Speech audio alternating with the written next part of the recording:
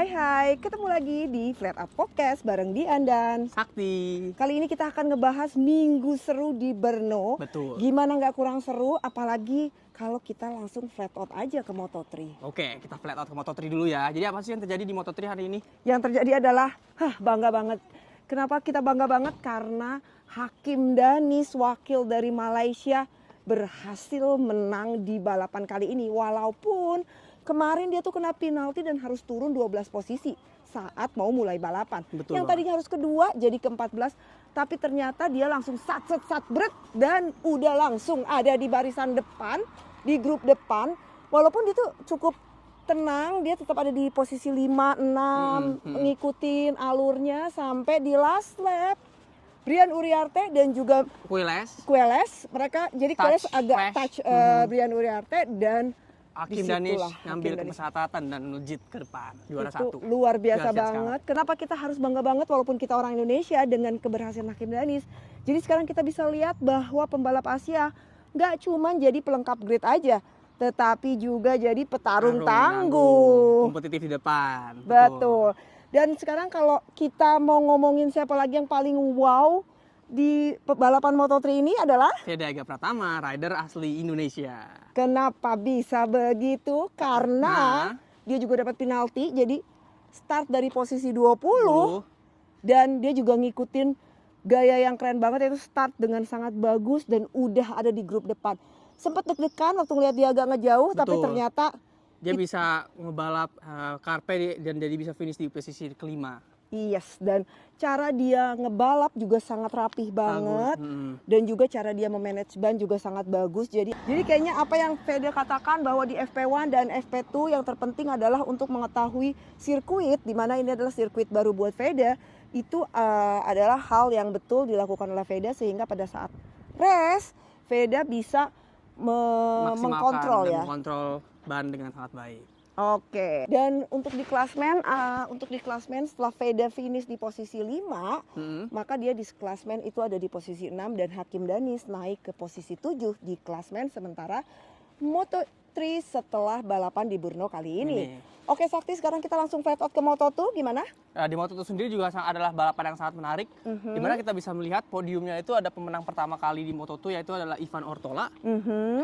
Dia berhasil membalap David Alonso di last lap dan last corner. Apalagi yang kerennya adalah Ivan Ortola itu mendapatkan long lap penalti. Betul. Dan dia bisa melakukan comeback dengan sangat bagus banget. Jadi menurut Ivan Ortola, jadi ketika dia melakukan long lap penalti dan dia keluar dari long lap, dia masih di posisi 2. Jadi dia pikir oke, ini kesempatannya, dan dia berhasil melakukan overtake dengan baik sehingga dia dapat memenangkan balapan di Brno kali ini. Dan juga tuan rumah dari Filip Salac Yes. berhasil finish di posisi 3, di mana untuk sebagai home rider di home race dia ini adalah hal yang sangat baik lah. Ya, dan ternyata ya itu pengaruh banget loh ya ketika dia di Brno dan dia ngelihat segitu banyak bendera nomor 12 berkibar. Dia tuh ngerasa sangat terbantu banget motivasinya. Jadi dia melakukan segala-galanya untuk bisa berada di podium ketiga ini. Dan kalau kita lihat dari pengalaman ini, harusnya nanti di Mandalika kita benar-benar harus penuhin semua grandstand supaya Feda Ega Pratama juga makin gas, makin semangat. Dan juga untuk Mario Aji jangan lupa, Indonesia support 100%. Yes, oke. Flat out kemana lagi nih? Kita bisa flat out habis dari Moto3, Moto2 di mana race-nya juga sangat seru dan banyak fight. Kita bisa langsung ke MotoGP, di mana lagi-lagi Marc Marquez membuktikan siapa yang terbaik di MotoGP. Dan ada bintang baru yang datang, yaitu adalah Ai Ogura, di mana dia berhasil seperti sudah dibacakan kemarin pole position dan bisa finish posisi kedua di race ini. Dan ada juga Pecco Bagnaia yang akhirnya comeback, bisa dibilang lah ya, kurang lebih, dan berhasil finish di podium secara berturut-turut. Yes, tapi memang kita sih tetap harus acungin jempol dan juga angkat topi untuk Marc Marquez. Jadi sebetulnya target yang Marc Marquez pasang setelah dia sprint di podium itu adalah dia hanya akan podium nih di balapan kali ini. Jadi bagi dia kemenangan ini benar-benar tak terduga banget, karena memang menurut Marc Marquez sendiri dia itu masih nggak yakin, karena kan di Brno ini banyak tikungan kanannya. Tapi ternyata ketika dia mengikuti Pecco Bagnaia, dia ngelihat bahwa pace-nya dia tuh cukup bagus. Makanya akhirnya dia berusaha untuk terus nempel Pecco dan dia maju mundur menunggu saat yang tepat. Akhirnya di lap 16 Tikungan 4. di tikungan 4 dia langsung bisa ngebalap Pecco dan akhirnya menjauh. Tapi menurut Marc Marquez sendiri, dan ini luar biasa banget ketika yang ngomong Marc Marquez ya. Marc Marquez bilang dia itu setelah melewati Pecco, deg-degannya langsung muncul lagi dan dia nggak merasa nyaman banget ketika ada Ayo Ogura di belakang. Dan ini benar-benar keren banget. Kenapa? Karena ini Marc Marquez loh, bisa nggak nyaman diikutin sama Ayo Ogura.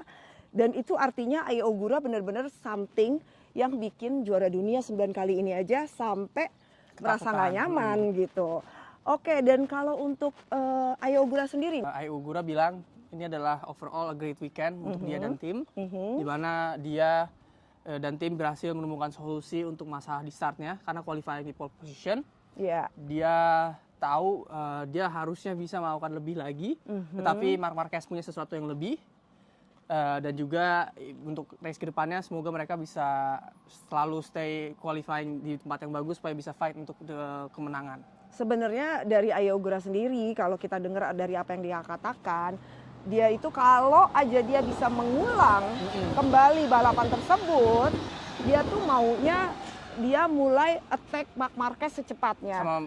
Sama Pecco Bagnaia juga. Dan dia juga pengen nge-lead di depan karena dia suka pressure untuk lead di depan. Itu karena menurut dia tuh kalau di depan dia tuh benar-benar ngelihat pemandangan di mana nggak ada motor lain. Dia bisa fokus. Dan itu bikin dia tuh makin adrenalinnya bertambah gitu loh. Oke, jadi Ayo Ogura tuh juga bilang bahwa dia itu sebenarnya terlalu memanage bannya dengan terlalu berhati-hati lah kita bisa katakan. Karena kemarin dia sedikit mengalami masalah di bagian ban depan.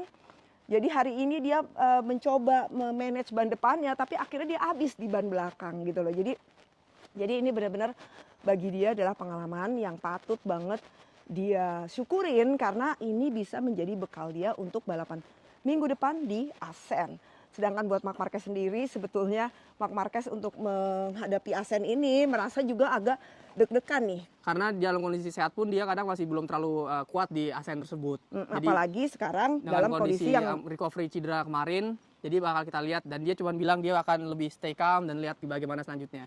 Dan dia juga tidak memungkiri bahwasannya sekarang dia balik lagi ke championship fight, perebutan kejuaraan dunia. Dan padahal dia tahu pada saat di Mugello dia udah tertinggal jauh sekali dari Bezzecchi, tetapi entah kenapa dia bisa sekarang dekat sekali dan hanya terpaut beberapa poin saja dari Marco Bezzecchi. Iya, tapi dia tetap mau stay calm dan nggak terlalu mikirin itu banget karena dia masih nunggu nih. Dia bilang nanti pokoknya abis summer holiday baru di situ dia akan merasa apakah dia siap atau tidak siap untuk ke depannya. Jadi sekarang ini tuh modenya tuh masih mode survival loh. Belum mode attack nih, belum mode attack aja udah menang terus. Apalagi kalau udah mode attack kan gitu. Oke. Terus kita juga terus dari sini kita akan ngomongin Pecco Bagnaia. Betul. Di mana Pecco Bagnaia merasa sangat senang dengan hasil ini. Walaupun dia yakin sebenarnya dia bisa lebih dari ini, tapi dia cukup oke lah dengan hasil yang dicapai ini dibandingkan dengan sebelum-sebelumnya. Iya, dia sangat satisfied sekali karena dia bisa nge-lead lagi sekarang race-nya. Meskipun dia tahu dia miss beberapa detik untuk bisa menang race. Dan mungkin yang bisa dia improve adalah mungkin ketika di start dia sangat baik, tapi di akhir dia kehilangan feelingnya lagi dan berpikir terlalu banyak. Mungkin itu yang bisa dia improve. Dan dia bisa bilang bahwasannya dia merasa lebih confident di sirkuit Brno ini daripada pada saat dia di Mugello. Dan dia sangat yakin sekali bahwa dia bisa finish di podium. Meskipun tahu dia mengejar di belakang, tapi seperti yang sudah dibilang tadi, sekarang motornya juga sangat baik, sudah lebih baik lagi dan dia ini juga bisa lebih baik lagi ke depannya. Oke, jadi gitu aja dulu teman-teman. Kayaknya yang kita bisa ceritain tentang balapan di Brno kali ini. Dan sebenarnya yang menarik juga adalah Jorge Martin, di mana Jorge Martin mendapatkan double long lap penalty akibat kejadian lalu di Balaton Park. Dia start dia. Dan ternyata dia bilang ini cukup sulit karena di Brno ini long lapnya tuh panjang banget, tapi ternyata dia bisa melakukan 2 long lap penalty dengan sangat sempurna. Sampai Marc Marquez aja juga ngerasa kayak wow, itu perfect banget long lapnya. Dan dia tetap bisa mendapatkan poin dan finish di posisi 9. Jadi jangan coret dulu Jorge Martin dari kejuaraan dunia. Dan kayaknya sebelum kita tutup nih Sakti, kita harus ngomongin tentang Marco Bezzecchi deh. Kan akhirnya Marco Bezzecchi dengan kejadian kemarin dia tidak boleh race, dia udah datengin Marshall, dia minta maaf dan dia merasa sangat-sangat menyesal. Seperti yang saya katakan kemarin, itu sebenarnya reaksi pertama kali dia dorong, tapi mungkin yang kedua kali itu yang mungkin terlalu terlalu agresif lah. Terlalu agresif bisa dibilang. Tapi semoga kejadian ini nggak akan terulang lagi. Ya. Dan kita bisa mungkin lihat dari perspektifnya atau komentar dari Massimo Rivola, di mana dibilang dia sangat mengerti sekali dengan zero toleransi yang dilakukan oleh MotoGP, karena dia tahu tim juga zero toleransi dengan hal ini kan. Tapi mereka masih melakukan sebuah appeal. Kenapa? Karena mereka kira mungkin mereka karena bisa yang lalu-lalu penalti, pernah ada kejadian seperti ini, kejadian seperti itu, dan mereka hanya mendapatkan turun posisi grid dan juga denda yang besar. Sedangkan race ini sangat penting sekali untuk Aprilia karena mereka sedang memimpin klasmen dengan Bezzecchi dan mereka mau mempertahankan itu pastinya. Dan setelah ditolak langsung dari race direction dari MotoGP, mereka langsung mengerti sekali dengan keputusan ini, dan ya semoga semuanya dari Bezzecchi-nya pun dan juga dari tim Aprilia bisa belajar dan lebih baik lagi ke depannya supaya hal seperti ini tidak terjadi lagi. Tapi buat Massimo sendiri sebenarnya yang sangat disayangkan adalah tidak bolehnya mengikuti race karena race ini benar-benar sangat penting buat dia. Tapi dirinya sendiri mengakui bahwa apa yang dilakukan dengan yang dilakukan oleh Marco Bezzecchi kepada Marshall untuk yang kedua kalinya itu tidak bisa ditoleransi lah karena memang terlalu keras lah gitu. Karena kalau yang pertama mendorong itu kan refleks ya, ketika terjatuh dia melihat motornya gimana itu refleks lah. Tapi yang kedua itu kan harusnya tidak perlu terjadi gitu. Jadi buat teman-teman semua cukup udah menghujat Bezzecchi-nya di kolom komentar dia maupun di kolom komentar Aprilia. Kita juga tetap pengen ngelihat Marco Bezzecchi bersaing di kejuaraan dunia kali ini karena dia masih jadi pemimpin nih ya. Di klasmen. Jadi cukup udah biar Marco Bezzecchi tenang menghadapi Asen dan gak ada lagi hujatan-hujatan yang bikin perasaannya jadi nggak enak. Oke teman-teman, segitu dulu aja dan terima kasih udah mendengarkan. Jika ada informasi atau usulan-usulan yang ingin disampaikan boleh tulis di kolom komentar. Dan jangan lupa like, follow, dan subscribe di Des Sulistyo. Dadah. Flat out.